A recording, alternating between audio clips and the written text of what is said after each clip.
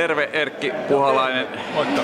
Olet ollut täällä, tullut nyt kesäpäiville ihan uudessa roolissa. Aikaisemmin olet ollut monta kertaa johtamassa näitä päiviä, mutta nyt olet siirtänyt vastuun nuoremmille. Miltä se tuntuu?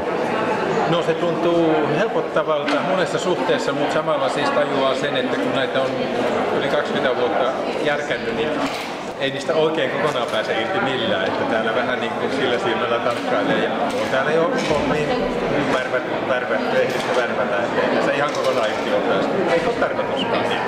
Mutta ihan kiva, että on nuorta joukkoa ottanut vastuuta ja hienosti on hoitaneet. Täytyy peukuttaa näille meidän nuoremmille. No mitä odotat päiviltä? Mitä toivot? Mikä sinulle on tärkeintä yleensä näillä kesäpäivillä? Minusta tietysti tärkeintä on, että Jumalan sana on selkeästi esillä, että se saisi puhua meille.